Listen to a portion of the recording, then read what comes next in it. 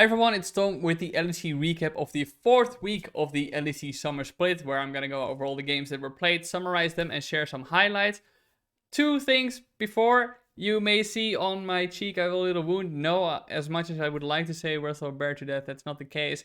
I unfortunately had a little pimple, and I think in my sleep I scratched it open, so that's my war wound for today. Get used to it. I hope I don't look any uglier to you, if that was even possible. Anyway, the second thing is that for the first day, I'm going to keep it a bit shorter because a lot happened on day 2, whereas usually I try to balance them pretty evenly. So with that in mind, let's just get into the games. The first match of past weekend was Astralis versus Vitality, and Astralis ran it back with the Trundle in the jungle, which had been the only champion that Zanzara had managed to help his team get wins on, and Vitality stuck with the Rumble despite the nerfs that it had. So it was a pretty interesting matchup in that regard, at least in the jungle for me. And we actually saw that Astralis, who in the past had been keeping up with teams like G2 and Fnatic, even though you can say that they're not at the peak level they once were as teams as a whole, but still they were keeping up despite the loss. We saw Astralis getting ahead early against Vitality. So they had a few kills. They were especially bullying the top laner of Vitality SLT.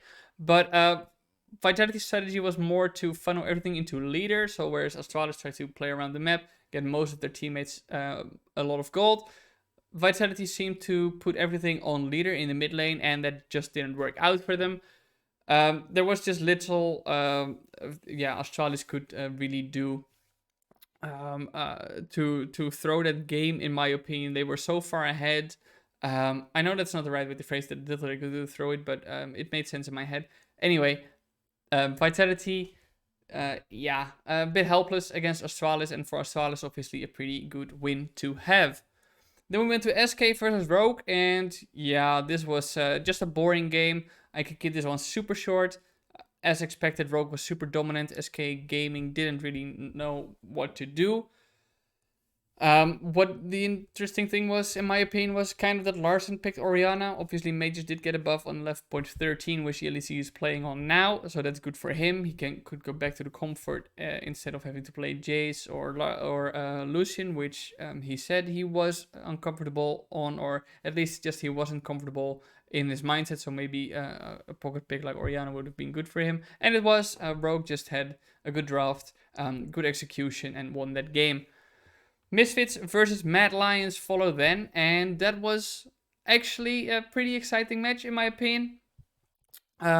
We saw Misfits picking Camille for Hirit, Viteo picked LeBlanc as a pocket pick, Vendor played the Galio, so it was a good combination of diving in and obviously the Galio slamming down. For Mad Lions, it was Armut who picked Wukong and Aoya on Viego, which were interesting picks to me because they were kind of the obviously Wukong for Armut is a pocket pick, but Viego and Aoya is not something I think we've seen before this weekend, so that was pretty interesting to see.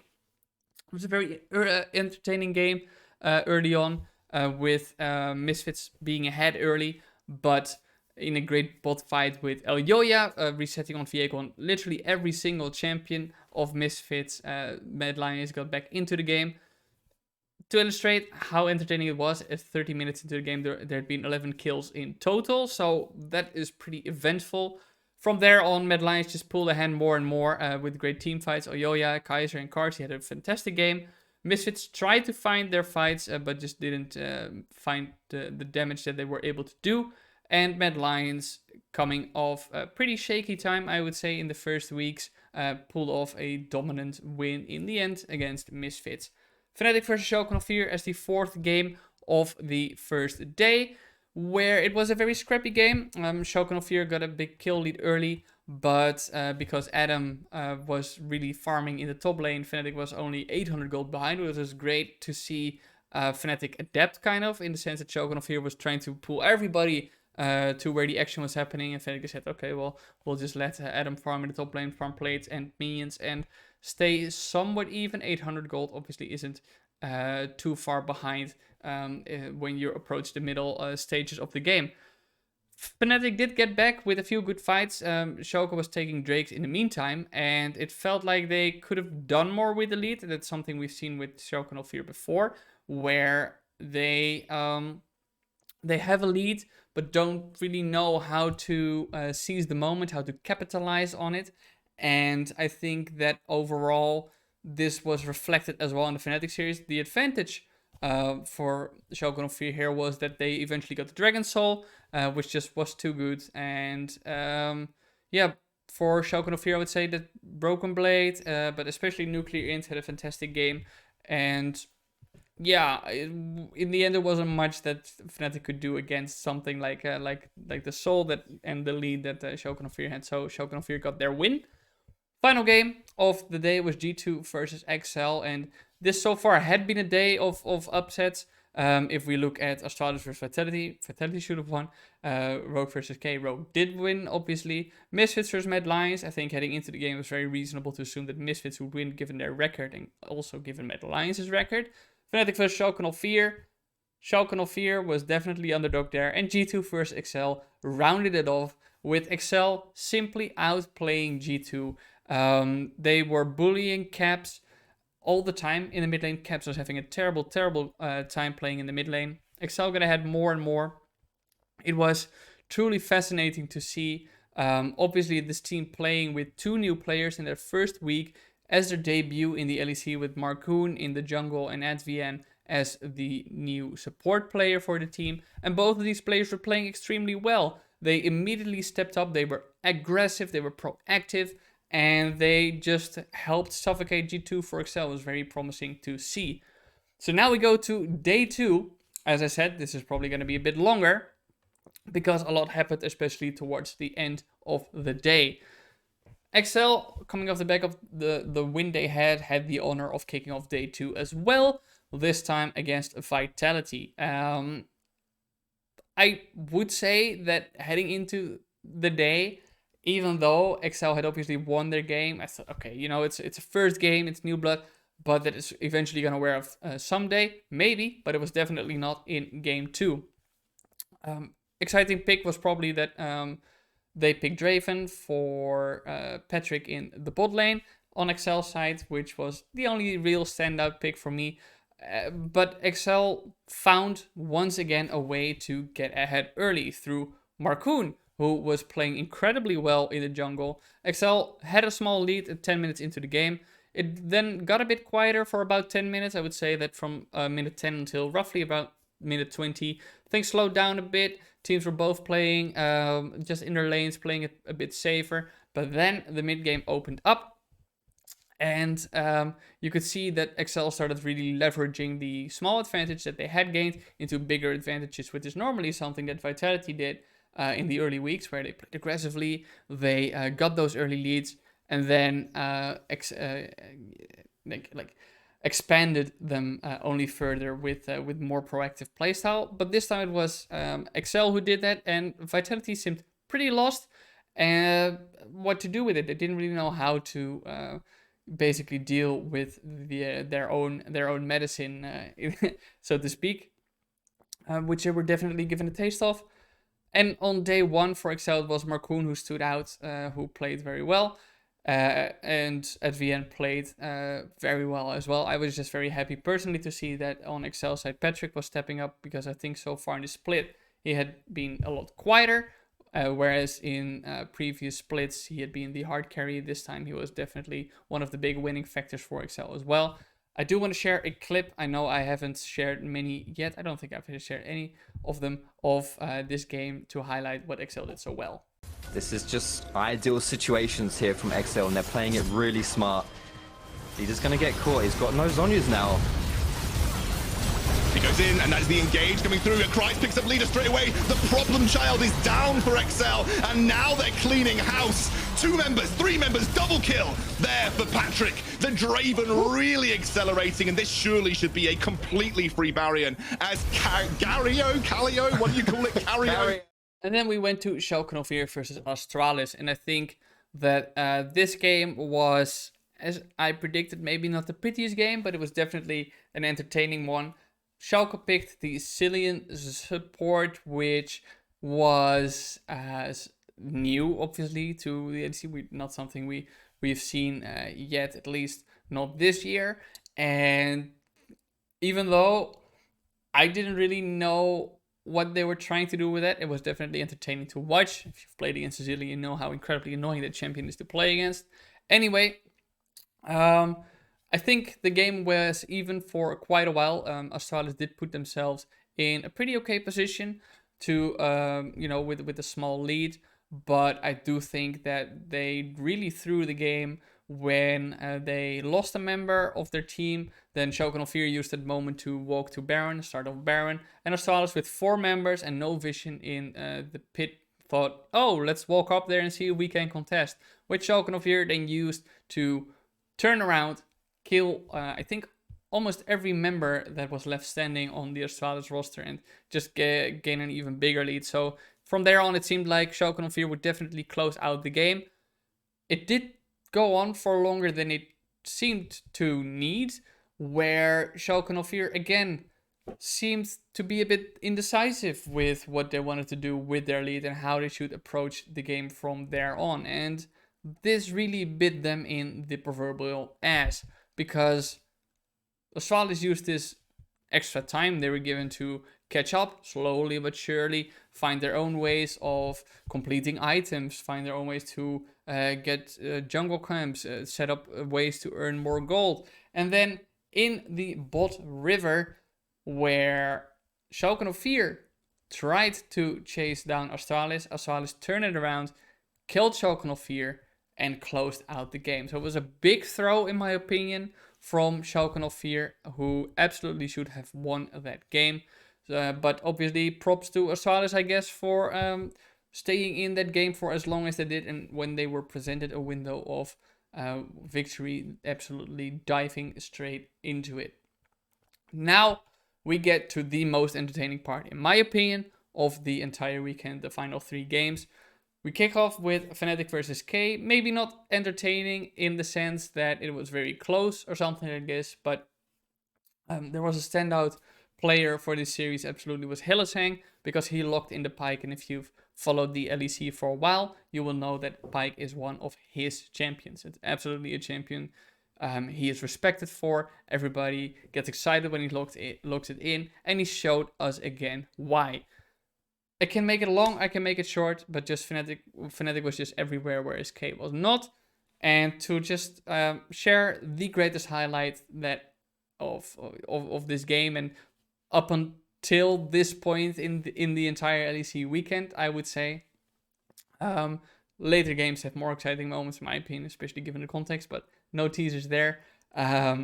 We look at Hylissang and something he just mind-blowingly did while on the Pyke against SK. I don't think there's any cut and dry position here where it really needs to go. SK though, first proactive play of the game, going for a dive on bot side.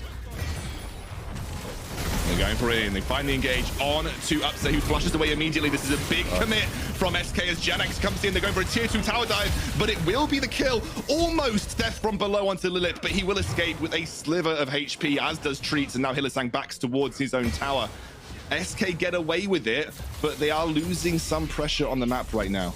You can see Hylissang. I mean, Hylissang's being chased all over the place. And Treats, he might be the target. Hylissang's going for it. Oh, get him! Basic attack! Hylissang gets the kill! Oh no, it's like he caught him with his pants down in the jungle and just takes the kill. Lilith. Oh no, that's happening again! Oh my god, you can't do it to him. There's the stopwatch. Does he buy enough time? He doesn't get the stun, he mistimes it, but he's looking for the base attack. Come on, mate! So that really set the tone of the game, and overall, I think every single member of Fnatic was having a good time. Whippo and Niski, they were having a great game throughout, and I think Adam and Upset swooped in to help close out the game by stepping up well. So yeah, the game was as one-sided as I expected it, but with that Hylissang highlight, absolutely fantastically entertaining nonetheless. We go to Misfits versus G2. Now here things really started heating up. Misfits still on top of the standings. Versus G2, struggling. Obviously, a lot of star power on that roster. Many people questioning how long can Misfits retain their form. Well, we saw that G2 at least thought of spicing things up, throwing a curveball into Misfits' direction as they picked Dr. Mundo in the top lane and Diana in the jungle. The early game was pretty good for Misfits. They got first blood on Caps, but G2 kept a very level head.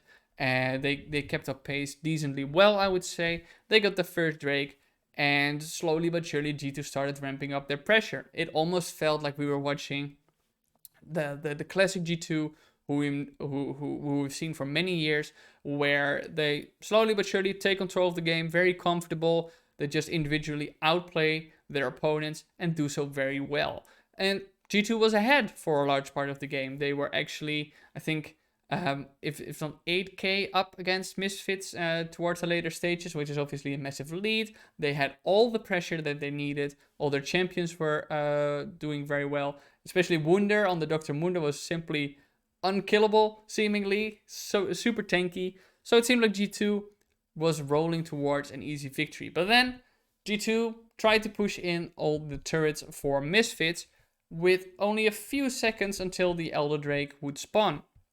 And they were low health, they had to recall, they had to reset, walk into Misfits, trying to do the Elder Drake and snatch it away from under their nose. And then this happened. Misfits have some kind of window here. They should be able to push in mid and they should be able to get some setup. BTO's TPing in, they realize they have tempo on this Drake. G2 are a step behind right now, but they're definitely going to win a fight if they can find it. And Misfits, maybe they can find some kind of good engage. Vander's moving off to the side. Razork has to kick up soon.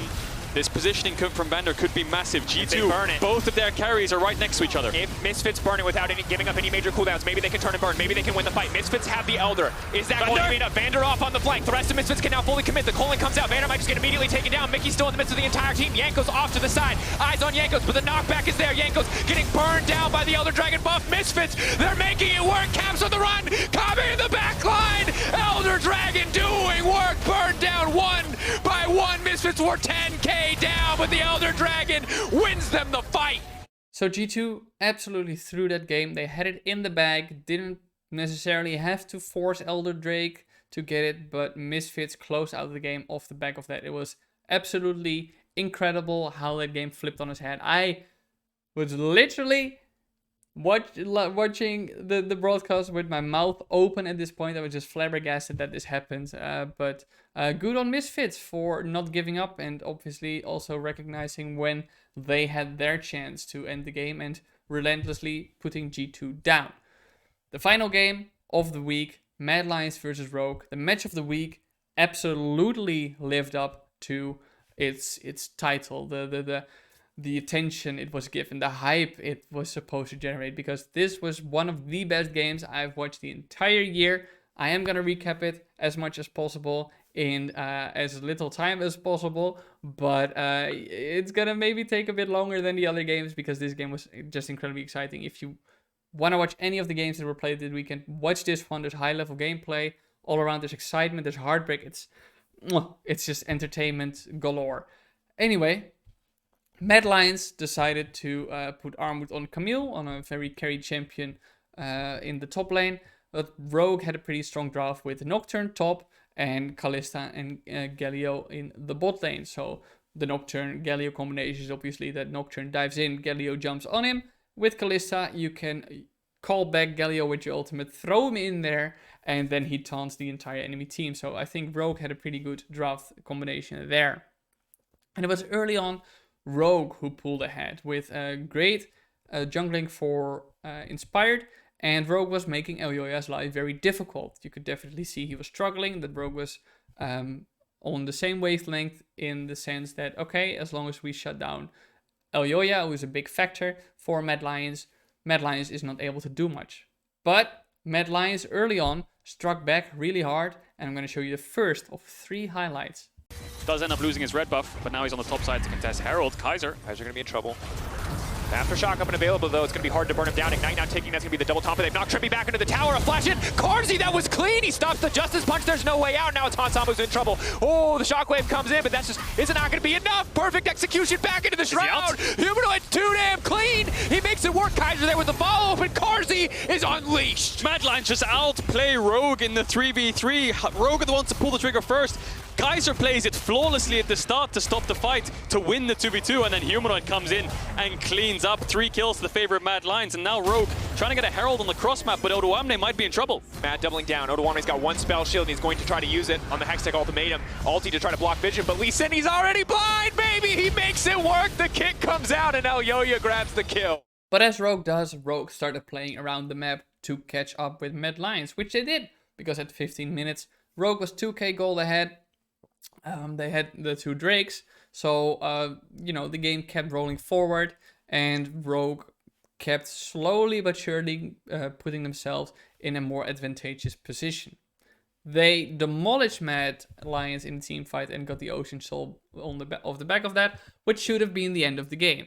Ocean Soul is obviously a very powerful buff to have at the moment as a team, and with Rogue already being very difficult for Mad Lions to kill in team fights, it seemed like this was a done deal.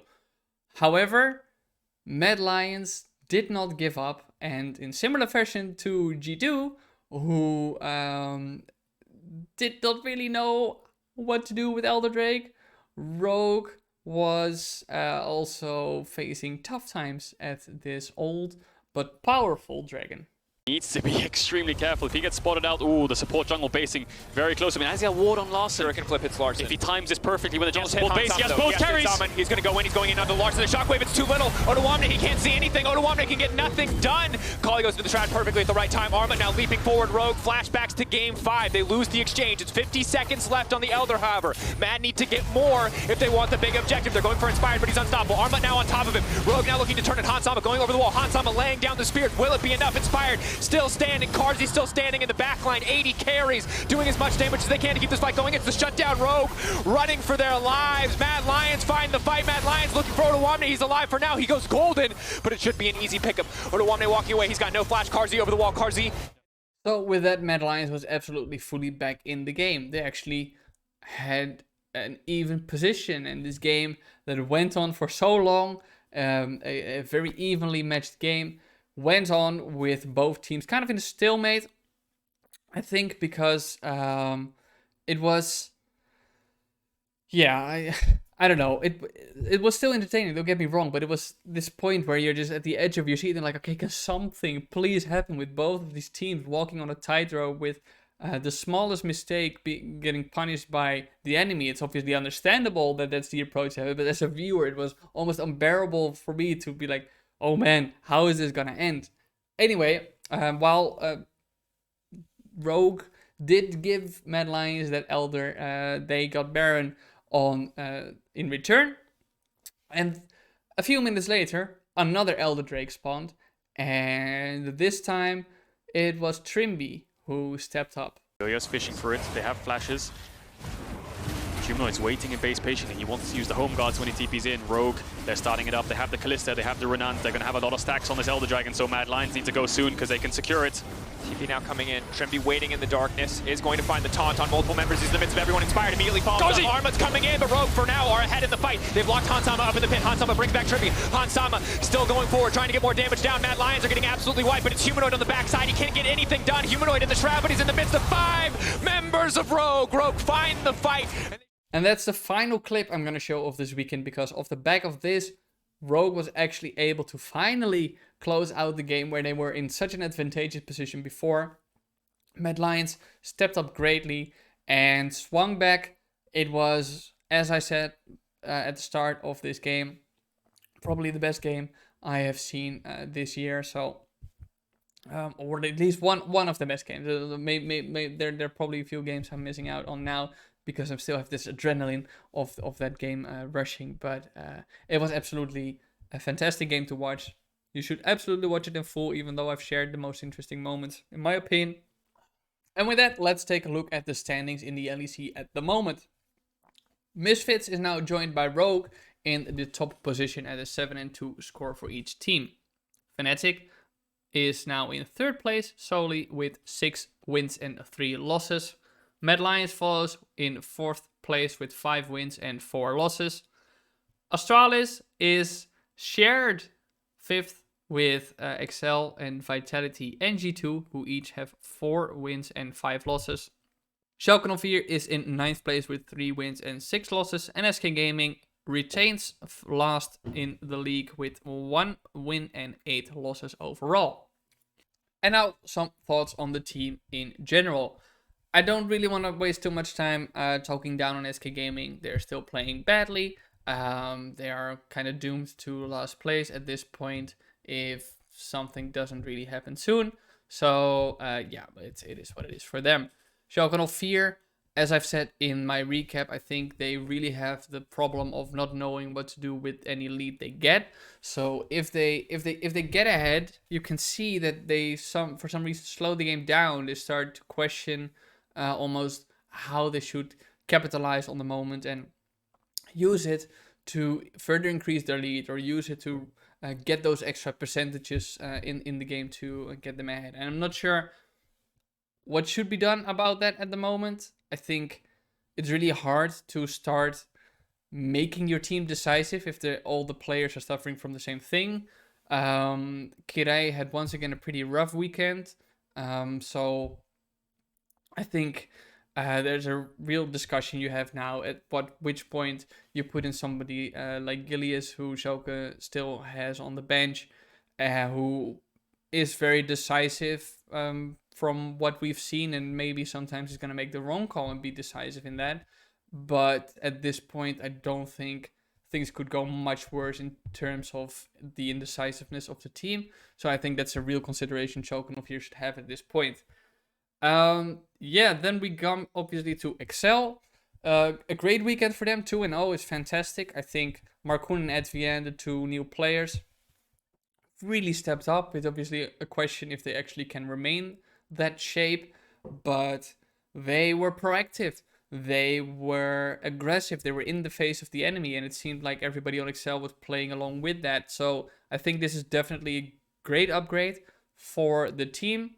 I still think the playoffs is going to be very tough for them to make, but this Excel that we saw last weekend can absolutely do it. So I really hope for them that they can maintain that shape. Vitality then, tough weekend for them. I think increasingly we're seeing that kind of the same thing that Misfits had in the spring split, in my opinion, where the early weeks they were good, very skirmishy, and they won the skirmishes and they got ahead then. But now it's almost at a point where the other teams are finding their identity, and Vitality isn't really, and they are just throwing things at their opponent almost at random seemingly, and the opponent anticipating it well. So 4-5 is obviously not a terrible score. Shared 5th with a few other teams, so that is obviously something that they can surpass if they pick it up. But I do think that it is something that they really should start working on, finding how they want to play rather than playing for each player individually, because other teams are punishing that consistently pretty well. Now we come to G2. It's undeniable. G2 is playing very bad. They are 0-4 now in the final weeks. In the past 2 weeks. 2 0-2 weekends back to back. Which they also had last summer split. But I definitely think the circumstances are different now. Last summer split, Perks had just had his father pass away, so his performance wasn't really good. It was very understandable on the rest of the team. Even though they had difficult moments, eventually they definitely picked up the pace. You could see this G2 form returning. Whereas now, I think G2 is really suffering with finding how they want to play the game. I do think that in their match against Misfits, even though they really threw that game, they were playing super well throughout most of the game, and only the final moment is really where they lost it. So that is sad for them, obviously, but I still think that this is not the G2 that we're used to. That's very evident, and they really need to pick it up much more, be able to close out the games, especially games where you're like Misfits, you're so far ahead. So I do think that they're finally getting in those fundamentals that Nelson's teaching them, and the coaching staff is trying to change the way they approach the game, right? Which is something that they have spoken about many times now, and It has taken them a while to get there. I definitely can see now that they are getting there. Their games are improving. But it remains to be seen if they actually get to where they need to be in time. We get to Astralis then, who I think, as I said before, were playing much better than the score reflected. Now finally they're getting in those wins. Still don't think that there's going to be a team contesting for the title. I think that is pretty self-evident if you look at how their games are played and also at the opposition. But overall, they had a 2-0 weekend. They were playing pretty well. I think that most members of the team are really finding their groove now. Still, I think their team relies a lot on Felix and on White Knight in the mid lane and top lane respectively. But overall, this team is much better than they were in spring. This is a team I could definitely see making playoffs at this point. Not expecting that they're going to get very far there, but they're showing steady improvement, so that's good for them to see, absolutely. Then Mad Lions, who now I think are freed from quarantine, at least for the most part, they are. I have an interview coming out with one of their coaches, Kaz, in the upcoming week, where we talk a bit more about a few cases who still have to be quarantined for this weekend. But starting next week, people should be able to roam freely again in the Mad Lions office. But you could see that this team is picking up their pace as well. I'm not sure if it was actually most of the team, the players being able to go out of quarantine that really gave them a boost, but they were playing much better this weekend, I think, much more as a team than they had in past weeks. So that's definitely good to see. I've said before, as long as Mad Lions makes playoffs, I definitely think they are going to make Worlds, and they are still on track to do so. Humanoid, I think at the moment is the best performing mid laner in the entire league. Big props to him. Armut in the top lane is having a really tough time on the roster. But Elyoya and Kaiser, they are still super good. Karzi is still a bit flippy every now and then, but overall Mad Lions is looking pretty good. Fnatic ending the first half of the split in 6-3. I think that's very positive for them. I definitely did not expect that they would be there at the moment, but whereas in spring they had a very tough time finding out what they wanted to do with their roster. Now they absolutely do know. I think the team is playing coherently. Every member on the team is having standout moments, as been shown over the past weeks, and it's just a super consistent team. Don't think they're best team in the league, and don't think that they're gonna contend for that in the end, but a sub-top team, absolutely solid, much better than I expected. Maybe that's not something Fnatic fans will take for granted, but for now, in one split, putting your top laner in the jungle, getting a new top laner as well, I think it's pretty positive for Fnatic, especially in the first half. And Rogue, then I think at the moment is actually the best team in the league. The only player who's having a tough time is Larsen in the mid lane, who now maybe with mages, as I said before, it maybe finds his comfort zone a bit better. So maybe he will be able to step up more consistently there, or maybe find the right headspace that he wasn't in, as you may have seen an interview I did with him, which you can find on this channel as well. So anyway, I think Rogue at the moment, simply as I said, the best team in the league. I think their bot lane is super good. I think Inspired is the best jungler in the league at the moment. And Odom is always solid as he is. I think this is the team that plays most together as a team. So absolutely good showing from them so far in the split. Misfits is just still a top contender, even though I would not put them as the best team in the league, because I think that that's Rogue. This team has figured out how they want to play. I think other teams are catching up slowly but surely. Misfits is having an increasingly difficult time closing out the games, but overall they're performing super well. Herod is, in my opinion, the best performing top laner at the moment. Resorg is in contention for the best jungler at the moment. Viteo is in contention for the best mid laner at the moment. Kobe and Vender are a solid bot lane. Don't think they're the best. I think Hansam and Trimby are better. I think Upset and Hillesing are better as a bot lane duo. But as a team, it's undeniable that Misfit is good at keeping a level head. They're good at finding ways together to get advantages. So super solid from them and absolutely good to see.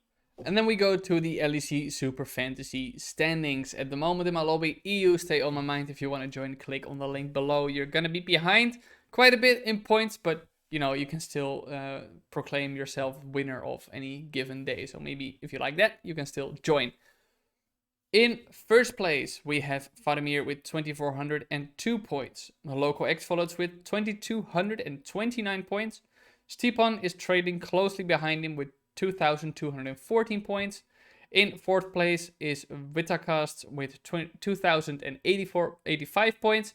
But this is all very close, as you can see. Laneri is in fifth place with 2,071 points. Queen Dobrev is in sixth place with 2,067 points. I'm in seventh place with 2,063 points. In eighth place is Bennett with 2,043 points. Ninth place is for Mavi with 2,018 points. And in 10th place is Lucky Reed with 1,998 points. So that is it for my LEC recap of the fourth week of the LEC Summer Split. Let me know in the comments below which games stood out to you, which highlights you thought were entertaining, which plays made you excited, and if you have any thoughts on the teams especially, also let me know. Very curious to hear what you all think as we round up the first half of the LEC Split.